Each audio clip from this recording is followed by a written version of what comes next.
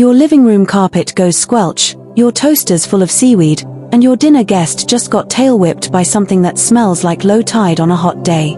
Congrats, you adopted a mermaid.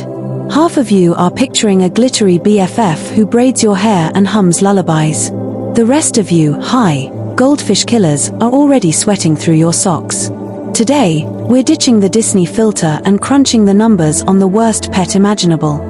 By the end, you'll understand why cheap, easy, low maintenance and mermaid have never shared a sentence.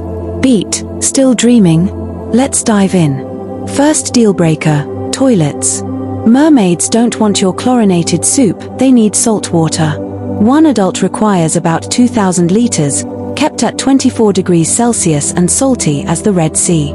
That's a small jacuzzi minus bubbles, plus funk.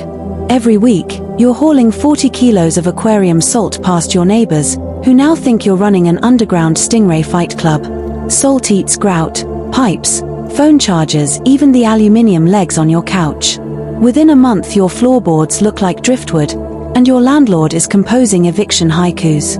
Cats want kibble. Dogs want whatever hits the floor. Mermaids, they want live, wriggling seafood. A 6 to 5 kilo mermaid needs about 5 kilos of fresh fish every single day. And no, frozen won't do. They inspect every scale like a wine snob sniffing tannins. Refuse, and you'll find sea urchin spines in your sneakers, and a crab shredding your Wi-Fi cable. Sound, wet fish slap slap slap, that's your new alarm tone. Mermaids don't do English, Spanish, or TikTok. They communicate in dolphin clicks, whale songs, and low rumbles that rearrange your intestines. Spend 6 months teaching sit, only to learn she picked up order pizza instead. One guy online swears the only English his mermaid ever learned was the word kelp screamed whenever Ed Sheeran came on. Meanwhile, your smart speaker hears the harmonics and buys 40 pounds of dried seaweed on Amazon. Every dog within a kilometer joins the chorus. Try explaining that in the neighborhood group chat.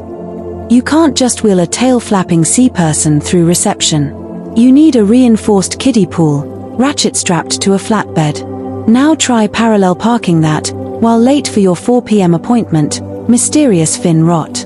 And the park? Disaster. A leash around the waist triggers a primal tail whip that reduces picnic tables to kindling. One swing launched a frisbee team into the pond. Insurance, tripled. Date night. Bring a hose, a top, and a partner with a very open mind. Romance. Before we get to the part where your love life drowns, literally, hit subscribe if you enjoy watching hypothetical chaos. And comment, which mythical pet would be worse? Forget money, time is the real drain. Water changes, 2 hours. Protein skimmers, louder than a PS4 on life support. And every blackout, a full-on emergency. You'll buy a generator big enough to power a small orphanage just to keep one being wet. And humidity. Your books swell, your doors warp, and your acoustic guitar now sounds like a mariachi ukulele. All this for a pet who refuses to play fetch. Anderson's original Little Mermaid didn't want a tank, she wanted legs and choices. Folktales from Sweden to Suriname warn, trap a mermaid, invite catastrophe. One Scottish tale says a fisherman caged a mermaid, and his village soon netted only poisonous jellyfish. Days later, his wife walked into the sea at dusk, never to return. Moral, mermaids aren't pets. They're riptides with opinions. Keep her, and you're the villain in someone else's cautionary tale. Dream, glossy hair and treasure chests. Reality, soggy drywall, sushi bills that rival bankruptcy, and a love life that smells like low tide. A mermaid isn't a pet. She's a full-time aquatic roommate, one who will outgrow every tank you buy, physically and morally. Stick to cats. They only ruin sofas, not foundations. So, what mythical disaster should we domesticate next? Drop your worst idea in the comments, smash subscribe, and I'll see you in the next catastrophe.